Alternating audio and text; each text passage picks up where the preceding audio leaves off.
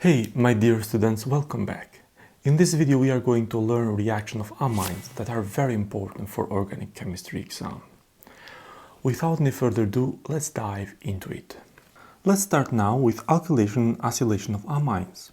From alkylation of halides via SN2 mechanism. We can do that, but the problem is that the reaction does not stop, as we saw in previous video. From amine you can form a primary amine, it reacts again with the primary halide to go to a secondary amine, it continues further to tertiary amine and even to quaternary ammonium salt. Quaternary ammonium salt and tertiary are quite usable if you want to synthesize this one, but primary and secondary doesn't work as well, you have to choose different method. In terms of acylation, with an acyl halide, you can react with ammonia in the presence of pyridine and you can yield amides. Right? In case of primary amide, you can yield the substituted amide.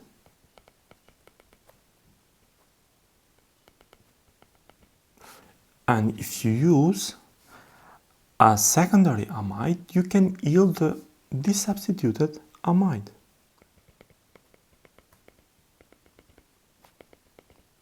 Right?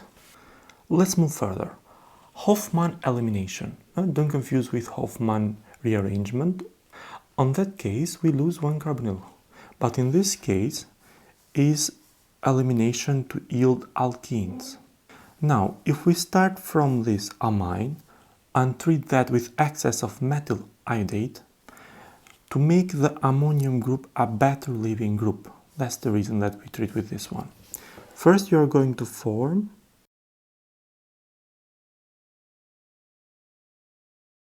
iodine plus, right? Treatment with silver oxide in presence of water and heat is going to yield the alkene plus the remaining. You have to keep in mind, and is important, it gives a non-cis F product due to the steric reason, because you have the possibility of formation of double bond here and here. It introduces a double bond to the less substituted carbon. Keep in mind this thing, right? Okay, let's move here. Here is to demonstrate what I was explaining above here. You have here the same reaction but different compound. When is going to form the double bond? Make a simple analysis. Now here you have primary hydrogen. Here you have a tertiary hydrogen and here you have a secondary hydrogen. What is going to give the alkene? The alkene is going to be non-cis F product, so this one that has primary less steric hindrance is going to form the elimination product. So you are going to have this product plus the remaining amine.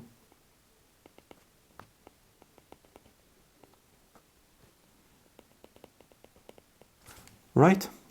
Electrophilic aromatic substitution. Aniline or phenylamine.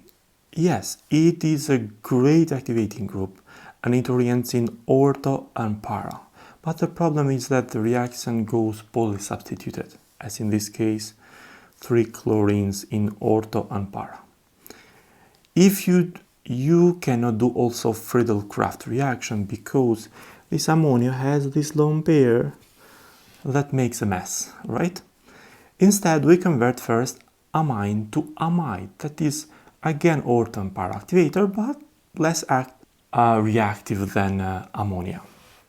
And what we can do, we can treat that with acetic anhydride to form first an amide, and after that we can do, for example, chlorination in ortho or para as you want.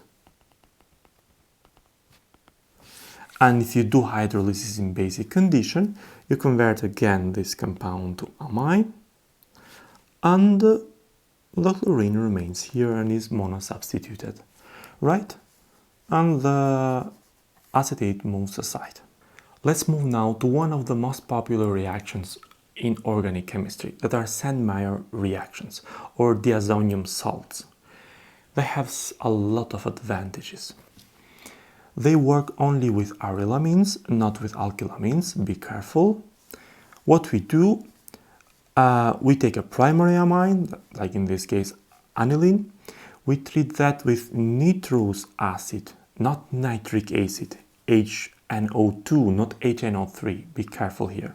In the presence of sulfuric acid, you yield this compound and you get this diazonium compound.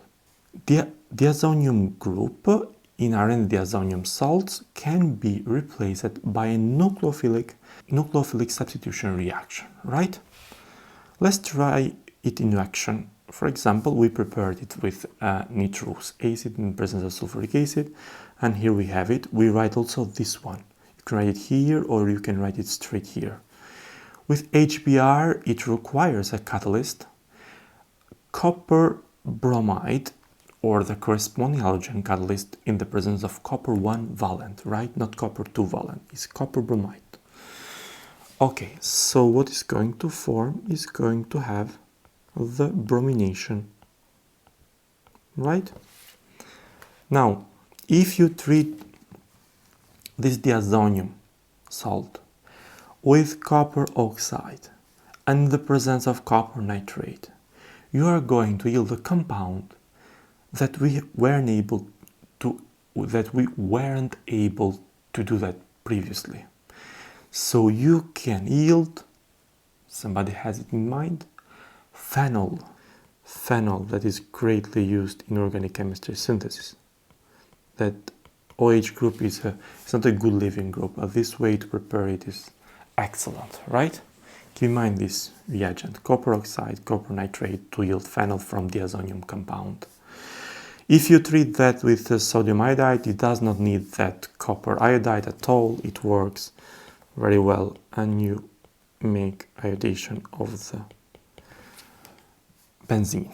And if you treat with potassium cyanide in the presence of copper cyanide, remember the catalyst, you're going to get the cyanide. Right, and you can treat this with other compounds, convert it to amine, or you want to convert it to carboxylic acid. It's a way to go. And what's interesting, if you treat this diazonium, phosphorus acid, right? Not phosphoric acid, phosphorus acid, you can yield NAR or benzene in this case. Remove completely diazonium group. Right? Isn't that cool? Okay. Why is so important this reaction? Take a look at this synthesis. How you are going to carry out this synthesis if you do not know Sandmeyer reactions or diazonium reactions, because here the phenol it's an activator, great activator, but in ortho and para. But this group here is introduced to meta position. I suggested in one of my previous videos synthesis strategies to synthesize organic compounds, to go backwards, and here we are going to implement that. But here we have to keep in mind that we are studying Sandmeyer reactions, and here, in order for this group to orient in meta, this should have been a nitrous group, right? Otherwise it was not going to work.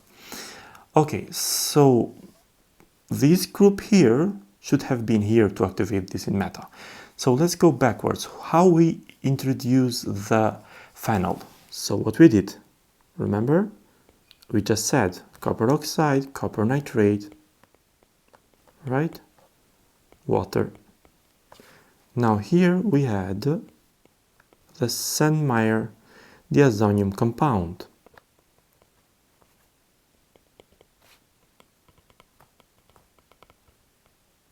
Right? So let's go backwards again. Now we need to introduce this diazonium compound. Here should have been an amine. Otherwise it won't work. So an amine. And to convert an amine to a diazonium, what we said, nitrous acid in the presence of sulfuric acid. And to convert this amine, because still amine, oriented in ortho and para, and we cannot introduce this group? We have to convert this to go back to nitrous.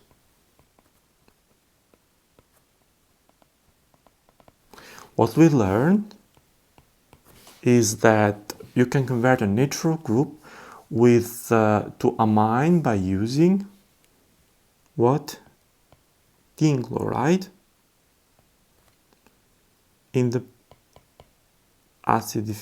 in the H3O plus and treated with sodium hydroxide next. In this way we can reduce nitro group to amine group. Be careful, you can use also hydrogen here in platinum, but here it is going to work fine, but if you have any double bond around, it's going to reduce also that double bond. So be careful, tin chloride works fine. And now what we have to do, we have to introduce this carbonyl group here because nitro orients in meta now, we have that possibility. We can use an acyl chloride in the presence of the catalyst, and you can introduce that group.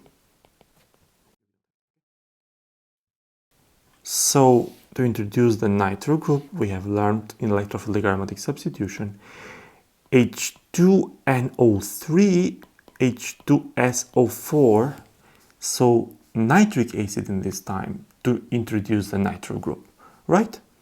And we do the electrophilic reaction here to introduce this group in meta, and after that we convert this to a minor group, and after that we convert this to diazonium, and after that we use the specific reaction to form phenol, right?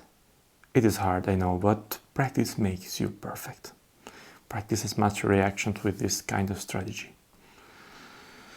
Okay, the last one to talk is diazonium coupling reaction. Works with activated aromatic rings, especially phenols and amines. What is going to happen here is going to create a bridge with the other compound. So phenol here, right? And make also double bonds here, and also here what we have these double bonds and the remaining, right? Okay, these are the main and the most important reactions of amines. Hope you find that helpful. If yes, give a like to this video and look forward to see you in the next video that is related with the naming of the carbohydrates. Right? Up until there, peace.